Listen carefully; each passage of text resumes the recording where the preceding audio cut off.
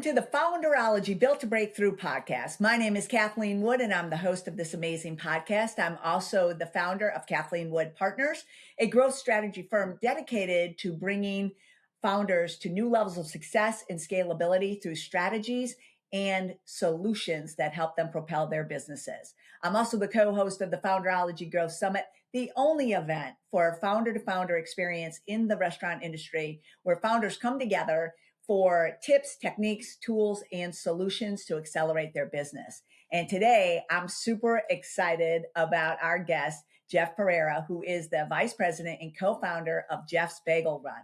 But I also want to say this. I had the opportunity to be with Jeff last week as he accepted the award as a visionary restaurant founder at the Founderology Growth Summit. And Jeff, that was so cool because you were part of our first class of visionary restaurant founders to receive that award. So before we launch in, I want to take a beat and just congratulate you because it was so great having you there, but also just the idea of being in the inaugural class. Let's take a moment and give you just a huge congratulations on that. Thank you. Thank you so much. It was, really, the honor is all mine to have been a part of that amazing group of founders that were recognized. It's still surreal to think that this is my life now. So I was, you're a bit starstruck when you're there. So it's pretty neat. Well, it was fantastic. And, and one of the things that I love about that award is that, Shara and I were having a conversation about it. And we're like, everyone that received that award truly is building a brand that is built to break through. And, a lot of times people think, oh, they got that award because they did X, Y, and Z. But a lot of people don't realize that there's a lot of critical decisions that go into it. The award is an outcome, but it's really an outcome of a part of a journey that has required great, critical decisions, big decisions, and also a lot of personal sacrifice as well as strategic thinking that gets you to a place where, you're there receiving the award at that point. But it was just great having you there. And today, I really do want to spend some of our time talking about critical decisions. I think that if anyone's been following you, Jeff, they know the story of how the bagels started out as a love letter to your wife, Danielle, how you then buy refrigerators and blowing fuses in your garage while the lines are going out the door, while you're going through COVID, truly running the bagels throughout the community. And, and then ultimately getting to your first brick and mortar store. But, just like we were talking earlier, last week you opened up a location in Vegas. Next week, you're opening up another location. So you're definitely on the upswing of opening locations. But I was curious if maybe we could start the story on when you made that critical decision that it was all founder centric, but now there had to be the decision to say, we're too big, we're too big to be small, but we're not big enough to be, and we're too small to be big. So how do we move ourselves out of this kind of like what I call the stuck zone? And the decision you made that said, we're going to make this decision and this is where we have to go. Can you maybe bring us in at that moment?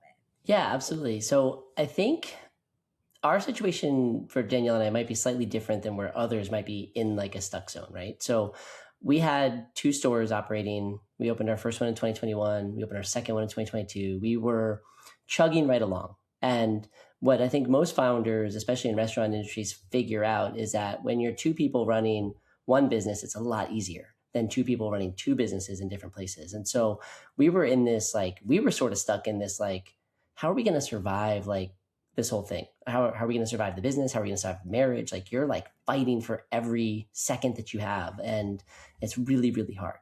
And so we were in this situation where we had started to be getting approached by a potential investor, a potential partner in our business.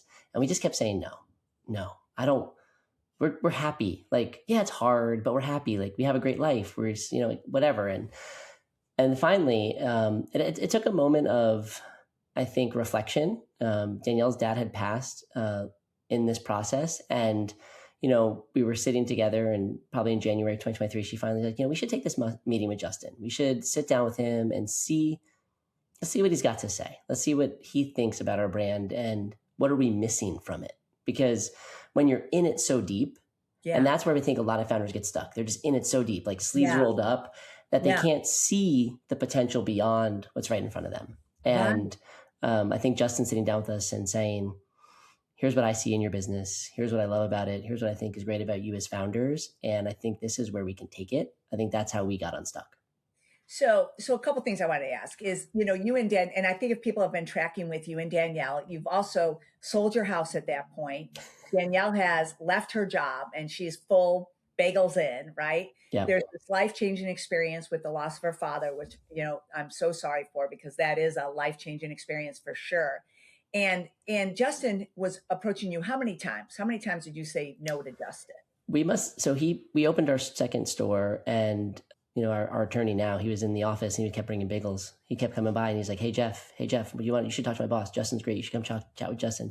Let's meet together. And I would say it was probably like on a weekly basis, there was a conversation between me and Min about this idea of like, you should meet. We have this really great opportunity. I think you should let us like chat with you about it. And so this went on from August of 2022 all the way to January of 2023. So September, like, what's that, 4 months? Yeah. 4 months of No. like playing like hard to get. Yeah. Right.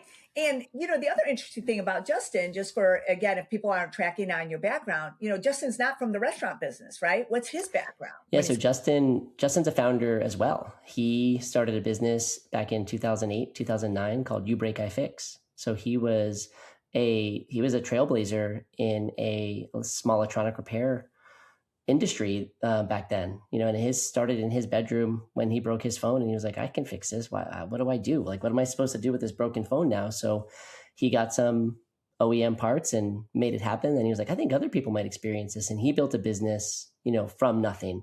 And so when he walked into our store for that first time, for that first meeting, I will tell you, there's a kinship between founders that I felt it last week at the Founderology Growth Conference. Like, there's a kinship amongst founders that you're doing this thing together, even though it's different things. You're doing it together. When he walked into our restaurant, our bakery for the first time, and he put his hands on our countertops, he said, you probably don't know this, but we built our first store. Like, we hung the drywall, we did everything. We had IKEA countertops too.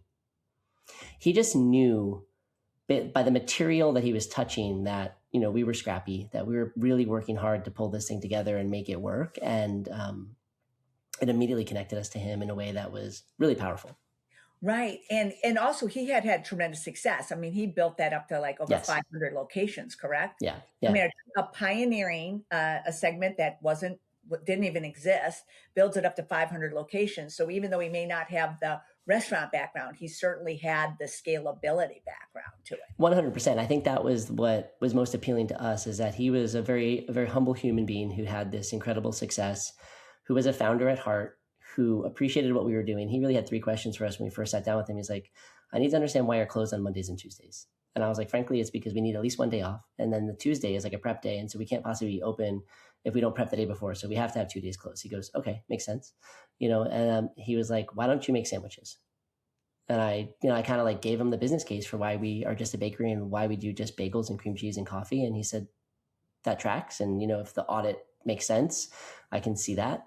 And then I at this point, I can't remember, the third question was sort of inconsequential. I think it was more about like, are these numbers real? And then, right. And then we got down to business around how we were going to form a partnership and build this thing together. So yeah, so let's talk a little bit about that partnership, because again, I think this was another critical decision. I think, I've been working with founders for over 20 years, and I do believe at certain points of growth, there are these critical decisions that you're either going to stay stuck or you're going to scale, but I think being a founder really requires a lot of internal fortitude, because you are at these moments. And I think when you started talking to Justin about the partnership, it seems to me that was another critical decision point for you and Danielle at that moment. Absolutely. I think Danielle and I hemmed and hawed for weeks before we even like called him back after the first initial meeting. And then we like knew he didn't have like food background. So we're like, hey, if you want to do this, you should come and like just spend a day in the store with us. Let's make some bagels together. Let's see if this is really something you want to get into. And so we kind of put the due diligence back on him to see if this is like great from a consumer side of the business. It looks great, but like, how hard it is to work in a restaurant. Like, is this really what you want? And so he did that, and it was great to see that. And then, we did our negotiating, and we worked out a deal that I think was mutually beneficial. And I think as a founder, what we decided was more important was that we could see the impacts for the communities that we were trying to serve growing beyond our like tight little circle, right? And so I think a lot of founders will look at they'll look at their pie and they're like, I want to keep all my pie. My pie is perfect and delicious and it's this big. And I want to eat all my pie and I want to give none of my pie to anyone. And then once you start to realize that when you start to build the business out and your pie gets bigger and bigger and bigger, even you might have a smaller portion of that pie or you're sharing that pie with someone else, the section you get is equally as delicious and it's a lot bigger and more people can be impacted and more people can be served by having that broader scope. And so I think that was our decision and that's what really pushed us into that next step. Yeah. So, Jeff, I think that you're so right about founders, though, because, that is part of the hardest things. They say, look, I put my blood, sweat, tears, sold my house, worked around the clock, and now I have to give some of that up to somebody else to grow. How did you and Danielle, because you did give away a significant piece of the pie. So how did you and Danielle reconcile that decision? Because that was a big decision, no doubt, and a critical one, because if it works, you're right, the pie grows. If it doesn't work, where are you, right? Absolutely. I think we were certainly in a situation where could this whole thing have blown up in our face? I mean, potentially. I think that's part of the risk you take. But I think as a founder in a business, especially in the restaurant industry, you're inherently taking risk. This industry is wrought with risk and full of failed concepts. I mean, we know the numbers behind this. It's not always great. And so when you find it, when one succeeds, everyone's like, what'd you do different? What worked? You try to zero in on it. And sometimes it boils down to like hard work, dedication to making sure that you're maintaining like who you are, the authenticity of your brand stays true. And I think for us, as we went into this partnership, how are we going to maintain who we were and what we stood for? And that was, our mission for Baking Fresh, bring joy and building community, just became the filter for everything that we did. So as we grew, that was the way we stayed on track. Right. So let's keep pulling the thread on this. So Justin comes in now, he becomes the president, you become the vice president co-founder, right? And how, when you start to think about that and you go from being the person making the bagels to now the person building the company, what is that with a new partner too? What does that transition look like? And how did you keep the guardrails on that to keep it positive and productive? So this was probably the piece of the puzzle that might have actually been the easiest for Danielle and I, because we believed in Justin's idea and vision for where we were going. So when we sat down and we looked at our mission as a whole collectively, we quickly identified that each one of us had a different skill set. And we want to lead with our strengths and put that power to work in a way that is like, my lane is here, Justin's going to do this, and Justin, as the president, and having built a very large franchise organization in the past, he has tons of experiences that Danielle and I have never had, and so he can see speed bumps coming. He can have that foresight into challenges we might face. And he's already made them. He's made those mistakes. So he's so valuable from that respect. And, he really helps drive the kind of the vision of technology. He really leads our sales team to make sure we're doing this like in a really ethical way that makes sense. And like, we award franchises, we do not sell them, because we want to make sure that we bring in partners into our brand that are as passionate about this as we are. And then, and Danielle has her lane. She's leading HR, or she's leading training and operations and supply chain. And then, I get to be focused on brand and research and development and building new products and, creating great experiences for our guests. So I think that we all have these lanes, and that's been really, really helpful to maintain. And we have to be okay settling into that, right? So I don't think I would say, I think Danielle and I both, we just shared those duties in the stores as it was. And so now we're just like doing it on a little bit bigger version, and made it easy to transition. So but it was the hardest part. And we can certainly talk about like how I lost like what I thought my role in the brand was over time, if you want to dig into that, because I have multiple times in my journey where I felt like, what do I do now? Who am I? I was going to say there's a few things I wanted to kind of dig in on. One is most founders wouldn't take a VP role. They would have said, I'm going to be the CEO, you can be the president, but it's still my blood, sweat, and tears that got us here, right? And you selected to take the VP and Justin has the president role, right? So what was in that decision? Because so many founders are like, I can bring in a president, but I also want to be the CEO at the same time. I think there's a ton of value in self-awareness.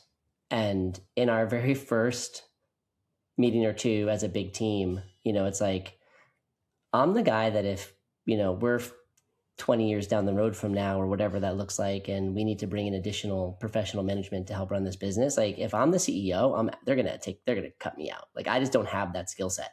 I am not CEO, COO type focused and organized. I'm definitely visionary. I know what my skills are, and Danielle has her role. Danielle definitely plays more of like a COO type of role where she's like, here's the checklist, here's the things we have to do, and we're moving down this list. And I know what I'm capable of, and I know where I'm best suited. And it's taken 25 plus years of my professional career to get to this. And, Right. I think especially if you're a young founder and you have all of it on the line, sometimes giving up a little bit of that control is really hard. And so I will tell you a real quick story. My first time I gave up control was when I hired a baker. I hand rolled every bagel in my house for 18, 19 months. I then hand rolled every bagel in our first store. I mean, and these are hundreds of dozens of bagels a day, like physically wrecking my body until the point where I was like, it was just Danielle and I in the shop. I was like, I have to hire someone. And then we hired a baker. And I was like, now someone else is making my product.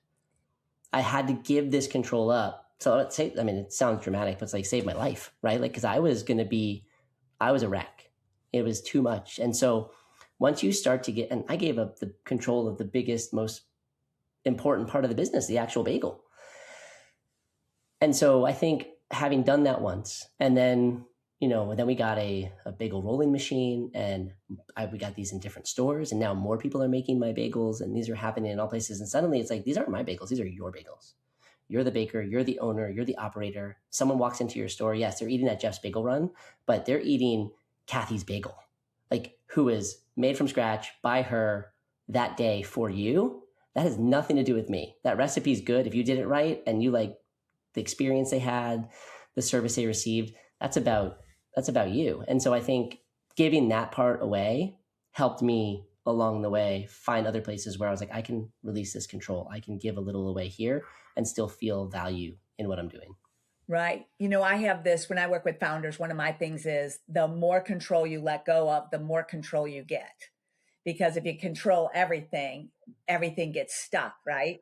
So kind of coming back to hiring in a leader. This is one of my other points, is that I think sometimes people say, well, we have leaders. I'm like, well, I think those are managers with leader titles. But because when you bring in a leader and they've been there, done that, they add value. The speed of which everything happens moves significantly faster.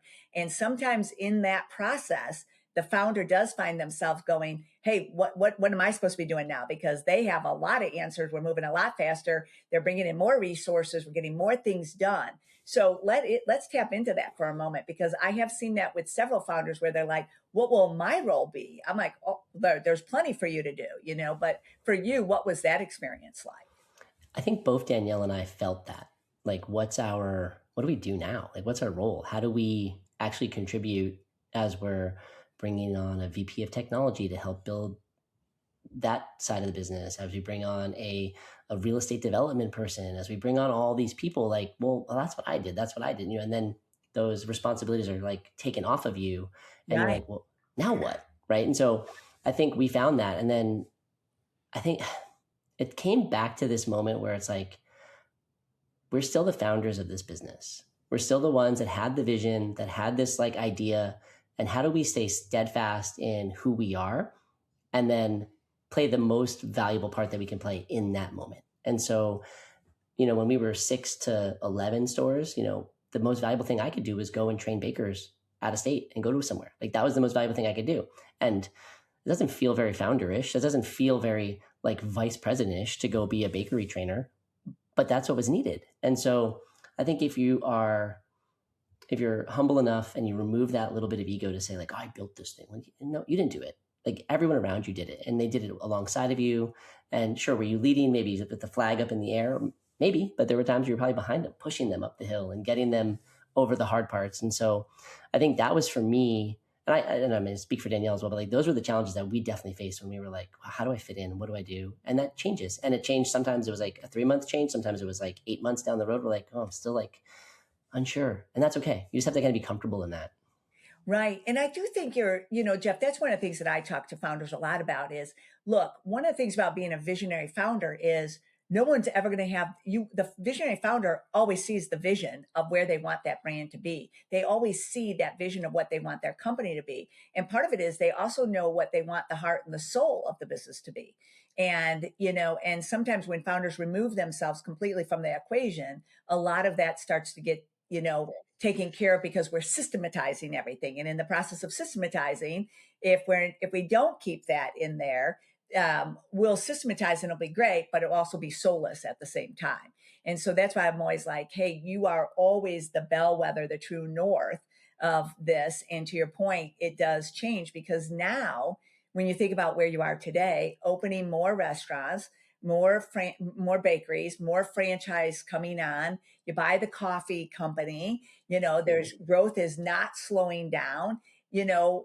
How do you continue to keep your role relevant now, especially as the speed of the business is moving faster? I think the beauty of as we move faster, it actually slows me down. I have to, and again, I don't have any planning skills. Like I'm not the person you want to have like, here, Jeff, go set a plan. No, I'm much more the person who sits in a room and says something out loud and hopes someone's like, that's a good idea. I'll run with it. Right. And so I think as we've gotten bigger and we have to move faster, I've actually, slowed down a lot. And so we're planning, like we just finished LTO planning for December. It's February. If we are on track, by the end of April, we're going to be looking at like laying out the first 6 to 8 months of 2027 and being really forward and really thoughtful. And that forces me to slow down because then I have to be a little more like, well, what's been working, what doesn't work, what is a trend, and how do I tap in to understand possibly what spring of 2027 could look like? Like, who do I have to talk to? Who am I engaged with? And so it changes my routines, which when you're in a rut, you can go a little faster. But like when you're like forced to like switch right away, it slows you down and you have to kind of like reset. So. Right. That's one of the transitions that I have a lot of conversations about. Like 1 minute you're the leader of operations. In the next minute, you have to be the leader of the company. And the leader of the company moves at a different pace than the leader of operations, right? Mm-hmm. And it's like, well, what do you mean with all this time? I'm like, well, really, you're out there you're out there to grow the business now because that's where the organization that's where the brand and the organization and the team benefits because you're driving the growth and the rest of the team is making sure that it's executing, right? And so I love what you're saying because that's one of the things I think is not the easiest transition by any stretch of the imagination. But when you have that clarity of what that path looks like and how you get to tap into what you started your business to do, which is to grow it, you can find the joy of it again. But you're right, it's not linear. It's kind of a little, I always say growing is like a roller coaster. The goal is to just limit the up and the down and kind of keep it a little bit more like that. And it sounds like that's where you and Danielle and Justin are, and the whole team is moving towards. Absolutely. I was curious about one thing though, and I think this is kind of I'm sure people ask you this question all the time, but one of the things when you and I were talking last week at the Founderology Growth Summit, we were talking about the fact that internally you have created all the tech and the tech stack for Jeff's Bagel Run. And you've done it all internally with your own development. And I was curious, how did that decision get there? And, and in looking at it now, is it as you're really starting to scale quickly, what have been the advantages of making that decision the way that you did? So this is where having an experienced partner like Justin plays such a valuable role because he had gone down the path of growing an organization and using off-the-shelf inventory and then having to build something and then kind of fighting through that. So, he's sort of like in the first meeting, he's like, we're going to stand up our own POS. We're going to stand up our own kitchen display. We're going to stand up our own customer-facing app. We're going to stand up our own inventory system. These are all the things that we need to run a great bakery. And, we'll have a roadmap. We've been working on this roadmap for 2 years. We had 2.5 years ago, we had 2 stores and we had our own POS and KDS, and we were probably the most sophisticated 2-store anything, and I think today it's paid off because now that system is proprietary and it is very specific to the business that we're doing. So we can bake bagels just in time. We can forecast dough planning in a way that is meaningful to our franchisees so that they have the right amount of product at the right time to do the business that they want to do.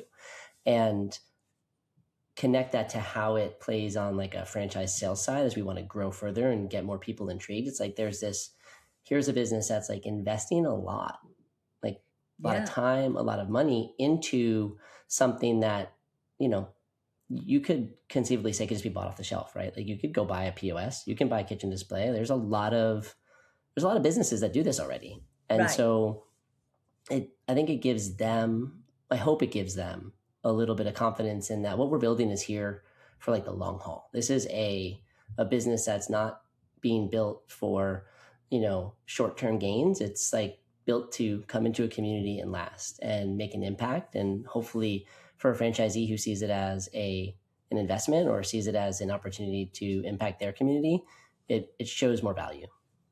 Yeah. And it's interesting, Jeff, because I'm sure that, when you're out and you're meeting with people and their franchisees are saying, or even like, well, just even at industry events, and people are like, well, wait a minute, why didn't you look at X, Y, and Z? And did you look at X, Y, and did you just unilaterally say, no, we're going to bring in our own developers and create a development team and we're going to do this?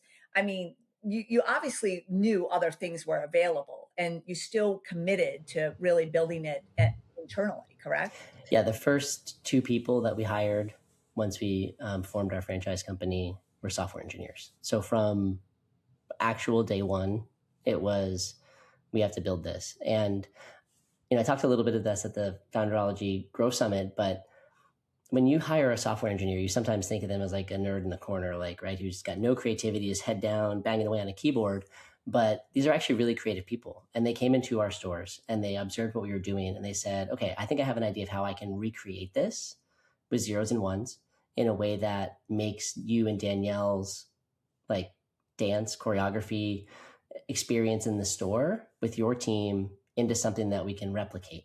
And so we build the technology to allow the humans to do the more human things. And when you start to take away like cognitive decision making, like just drags people down. And so when you don't have to, I want people to think, but when you don't have to think about a simple task, it allows you to think about a more important one, like how do I serve this customer, or how do I take care of my team in a better way, versus how many bagels do I have to bake, or how much dough do I have to make? Like, well, let me go do some math on a spreadsheet. Like, no, it's like, here it is. Here's the algorithm. Here's the formula. Here's the data. Here's the history, and you can trust it. And I think that is something that, from day one was really easy for us to identify and see. Yeah. And I have to think too, you're dealing with an incredibly perishable product. You're dealing with, so a couple of missteps here and there, your COGS, also running out of things affects your sales. And yet when you look at the results that you're achieving, everything is pointing in the right direction. And so there's got to be something in there that says, this is working and we're going to continue to invest in it. And I'm sure it gives people confidence in operations, to your point, that they're not sitting there worrying about things that could potentially go wrong and more focusing on driving and building the business to be right. Absolutely. And I think one of the beautiful things about doing this is when we have franchisees come in who have experiences that are different from ours, they poke holes in all the stuff we're doing, right? They're like, but what about that? And, like I used this system in the past and, I could import this data and that data. And I knew the by item percentage of blah, blah, blah, blah, blah. And like, yes, we want to build that. Like on the roadmap, there's something there, and we know that, and so as we bring more of those folks on, it's like we realize like, wow, having this inventory control or having this process or that process becomes more valuable, and we can shift those things in the roadmap, and then as a team push forward with a technology solution that is, or a feature solution that gives you a better in-store experience. And ultimately, like it just needs to be a better experience for the guest. Like when it's all said and done, the guest doesn't care if I'm using POS A or POS B. They just want to get like a hot bagel that was made fresh that day with the delicious cream cheese and a coffee in like under 3 minutes. Like that's all they care about. That's it. That's it. It is fantastic. It's right? like, yeah. yeah. it's such an easy equation, but with a lot of complexity to it too. Oh my goodness, yeah. It's like it's like you know the answer, and then you're like, let me build something really hard to figure some kind of crazy math That would problem. be great. No, yeah. Jeff, one other area I think that would be great to talk about is your philosophy about awarding franchises, because I think that we've got a great concept like your own. You get a lot of inquiries about it. Everybody wants to be a part. Like, who doesn't want to be a part of the rocket ship, right? Everybody. And I also think sometimes people look at it and they go, well, to your point, earlier point, how hard could it be? It's bagels and coffee. And, it's like, okay, well, that's a whole nother story. But I really, in terms of awarding franchisees and really building a strong group of franchise operators, what was your philosophy in that too? Yeah, I mean, we have some pretty standard, I think, industry standard parameters that we put in place around like financial viability and financial health for our, the people who are interested. It's like as a point of entry. But then after that, we're really looking at people who resonate with like what our brand stands for. People who understand that opening a business as a franchisee isn't as simple. I mean, yes, everything is like systematized and memorialized and like put into place so you can just like kind of go do the thing, but it's still hard. Like all the stuff we do is simple in the sense that we're just making dough and making bacon bagels and like we're not doing hard stuff. Here's a coffee, simple to execute, right? But very hard to do when you think about it in the idea of this like choreography and like how involved are you going to be as a franchise principal? Are you willing to roll your sleeves up and kind of Right. get we joke like get dough under your nails, like is that something that is going to excite you? And it might mean that that's something you have to do for 6 months or 8 months, and then you have an operator who you trust and you can move on and go open a second location or whatever that looks like. Um, or maybe you're just a person who wants to run one location and be an owner operator, and this is how you want to like contribute to your community and like build a legacy or life for yourself. And I think identifying those people and sitting and we sit with them and we talk to them for hours, and it's a two-way street. It's they're asking questions and we're asking questions, and Right. I think that there's a real like beauty in finding people who align to the things that you believe in. And the great part about the franchising business in general is like there's so many. Yeah, I had no idea. I mean, a really quick story. I walked into my very first multi-unit franchise conference, and I'm just walking the floor, massive floor on like the whatever it is, like I don't even know the wherever they're hosting it in this giant convention center in Las Vegas. And I walk by a booth, and it's for I-9 Sports. And I was like, my kids play I-9. And then the next booth is like a swim school. I'm like, oh, my kids went to that swim school. And I was like, hold up. Like all these brands that I know are Right. owned by people who live in my community. Right. And yeah, I just know the brand at this level. And then there's this whole layer of owners and operators that like make a living operating those businesses. And so I was like floored by how many brands franchise. And so I realize that sometimes when I look at a person and I'm having that conversation with them and they're like, I really want to be part of this business. I love bagels. I love this. I love that, whatever. And I think like, okay, well, yeah, you love it as a consumer, but I don't think you love it here. Like you might fit better with like a professional services brand, because I think this is like, you don't really want to be at a bakery at 4 a.m. You don't really want to be scrubbing tile floors until 4 in the afternoon on a day where the mixer put flour all over the place. Like, like I think identifying those little things, I think really makes an impact in that awarding of the franchise. And so, we say yes a lot because I think people who are interested in this are just attracted to it. And so there's a lot of great candidates that come through, but we've said no. And I think, as a founder, as an operator of a business like this, you have to be able to say no. You have to be able to say, this isn't going to help my brand overall, and this is not going to be good for you. So like, this is just not a match. Right. And that is some of the tension sometimes, right? Because you're looking at this person and you're like, I think, I find sometimes that we rationalize, well, maybe they won't be so put off by the physicality of it.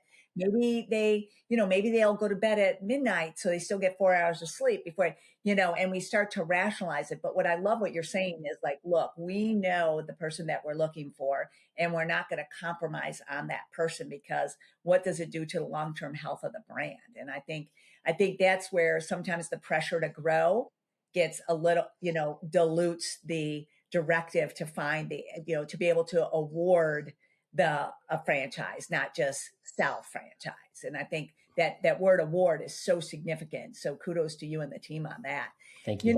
You've mentioned a couple of times though how important community is, and I was just from your perspective, that's got to be part of the franchise awarding too. Is what are you looking for in that franchisee relative to the relationship that they have with the community?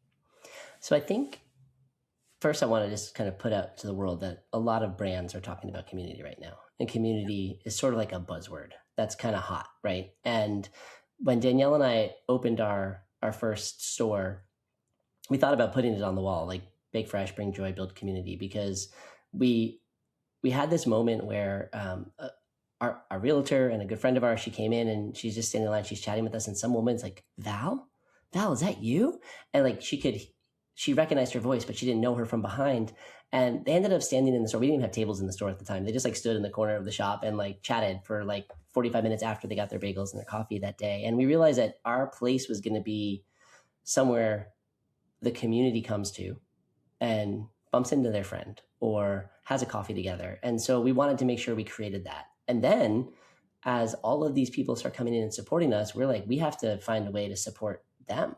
Yeah. And sometimes it's a donation to the PTO. Sometimes it's, when a bigger organization, like we really, we support Make-A-Wish Foundation, Give Kids the World here locally and nationally. And like just being able to participate in things that they're doing that we know make a broader impact across the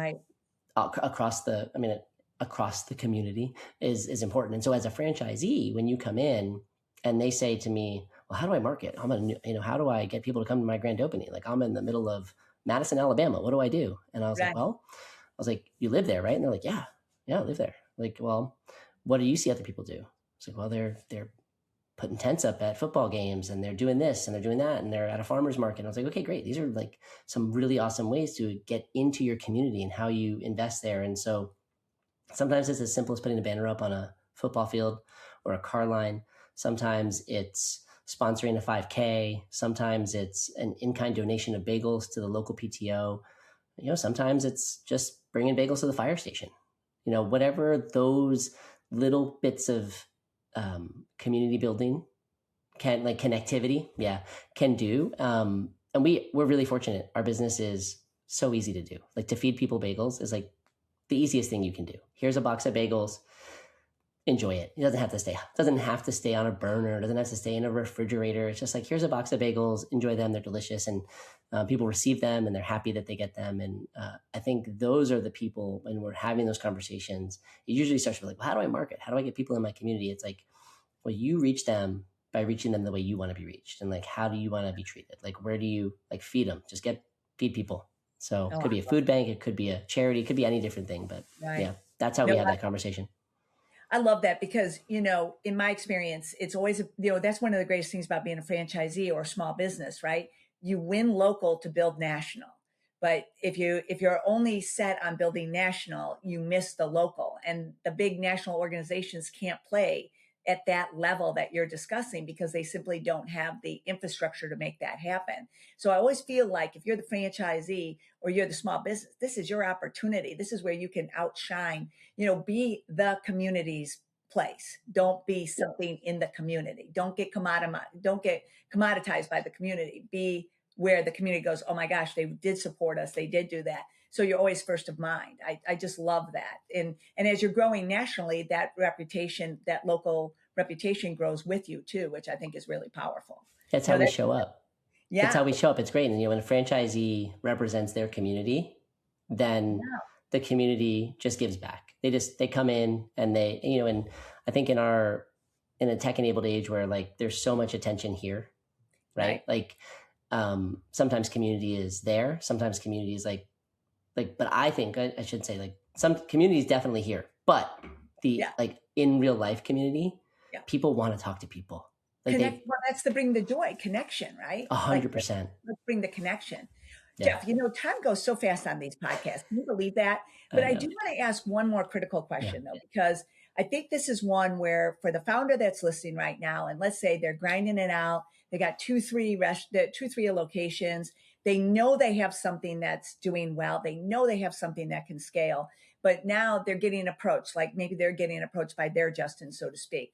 What do you say to that founder when somebody keeps knocking at the door? What would you say to that founder listening right now to say, hey, it may not be, this may not be your match, but how do you get them to, what would be your advice to say, take the call, have the meeting, have the discussion? What would be your advice to the founder out there? My advice is you can always say no. I think about this sometimes, like when I go out to a restaurant, even if there's, I don't know, I'll give you an example. I went to a place, we had these delicious like bacon wrapped figs, and they were in this delicious sauce. And we finished all the figs, and the plate was on the table, and the server came to clear the plate. And I was like, no, leave that. Because we were dipping everything in this sauce that the figs were dipped in. And he goes, oh, he's like, would you like me to bring you more?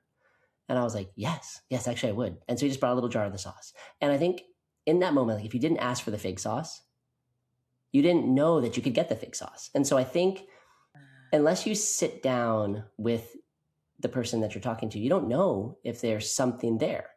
Like you have this idea of what it's going to be like, but you don't really know. And even, for Danielle and I, when we sat down and had our first conversation with Justin, we had a thought of what it could be like, but we didn't know. And we had other people that we had talked to. We had conversations in the past that kind of muddied the water for us. That's why we were so like hard to get in the beginning. Like, oh, I don't want to do this. Like, we're happy. We have a thing. It's good. And once you have that conversation, then you can identify like, okay, what's their motivation? How does it align with my motivation? And if my motivation is just to kind of run these 2 or 3 restaurants and, make an impact in my community and build a little bit of legacy for my family and have enough money to like live my life and maybe sock some away, then like, great. And if you think it's like, I want to bring scratch made bagels to everybody and be like the Starbucks of bagels, like, great. That can also be something you try to do. I don't know if we're going to get there, but I love the vision of that. But if you don't try, then you definitely don't. You won't, or you won't, right? So yeah, absolutely. So one other question that was probably sitting out there for some of these founders, Jeff, is, you talk about we're going to scale and we're not going to lose our soul at the same time. And I think that when I talk to founders a lot, they're like, look, I don't want, if we get that big and we've lost touch with who we are, I don't want to be in it. And like, okay, well, that doesn't always happen either. So how do you on a day-to-day make sure that as you're scaling, because you are definitely scaling, that the soul of it, still is Jeff's Bagel Run as it's going? I think it starts with the franchisees that are selected.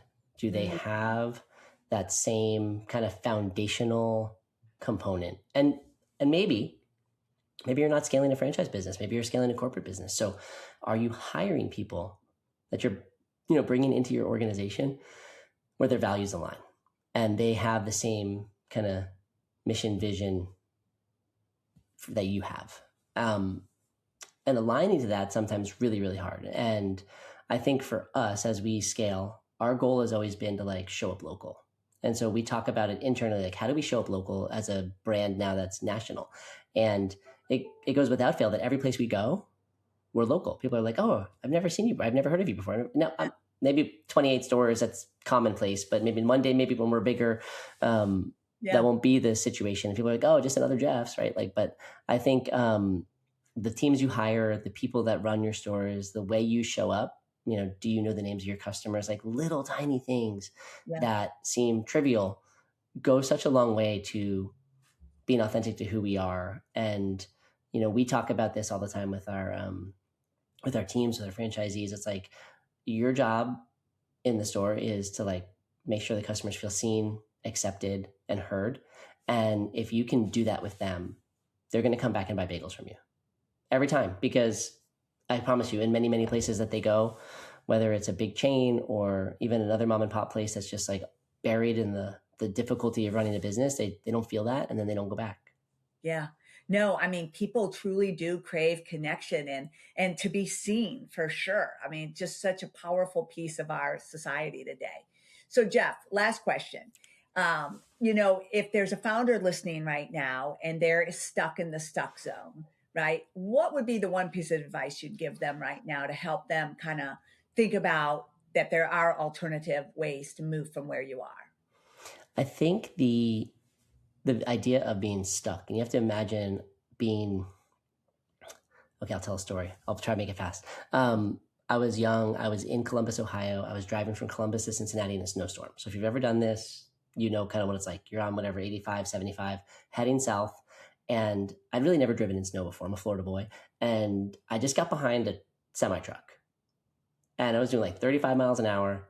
And my car, I couldn't turn the wheel because I was in the actual rut, the grooves that the truck was creating for me. And so I was literally stuck in the rut. And the only way that I could get out was if I had slowed down.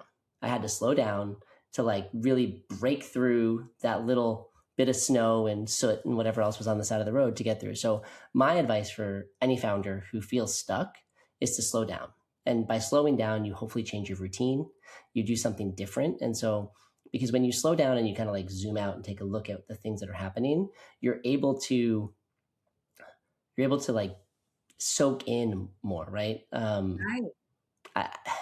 It's kind of hard to explain because I think for me, I've learned this lesson as I've gone through my experiences in different corporate businesses and different jobs. Like you have to slow down, take the time to like evaluate for yourself, like in those moments what's important, because when you're going so fast it just keeps going. But the only way to break out of that rut is to really slow down. In my advice is just, I love that advice because I kind of go a similar way. I'm like, if you're in a hole, putting your head down and digging harder doesn't fill the hole. At a certain point, you have to pick your head up and figure out how to fill the hole and raise yourself up. Yeah.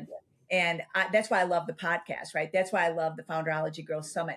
It gives everybody the chance to I love that idea of zooming out. Just take the beat and zoom out for a moment and get, check the perspective that you're operating from. That's great. Change the routine. I think the question I get often asked a lot, like, wow, like what great success. You've opened 28 stores. How does it feel?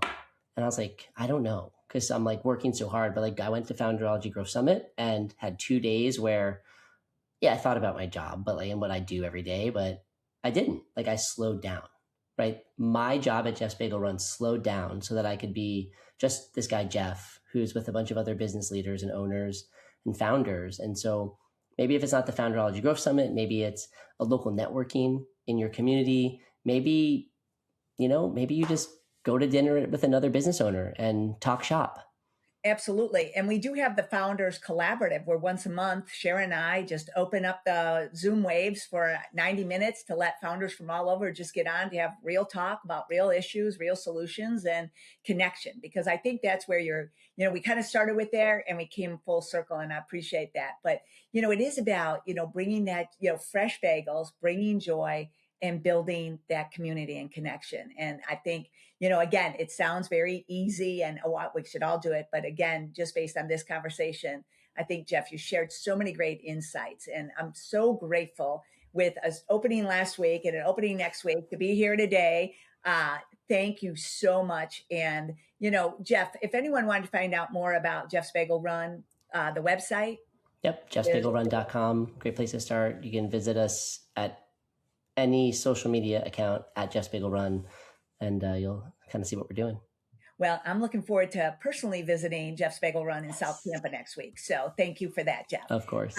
Thank you. Again, thank you for everything you're doing each and every day. Thank you for the generosity of leadership you're sharing now. Congratulations again on your Visionary Founder Award. I think after this conversation, everyone realizes not only why you're so deserving of it, but also the effort and the effort that you put into it to really continue to build your company to such a great level, and well deserving of that recognition. So thank you. Congratulations. And for everyone listening, wow, I always say it, man, take the notes from this podcast, because if you're thinking about growing and you want to grow, Jeff shared some of those critical decisions that have to be made in order to be on that path where you're opening up 27, 28, and every other week you're opening up a location. Jeff shared great information today, shared some of those critical decisions that founders have to make in order to grow, and take those notes, take it in. And as you continue to grow your business, continue to be on that path, and join us at Founderology Built to Breakthrough podcast, the Founderology Collab, because we are here to support you in your journey. And Jeff, thank you again, and best wishes for another great grand opening. Thank you, Kathy. I appreciate that. Thank you. Thanks so much.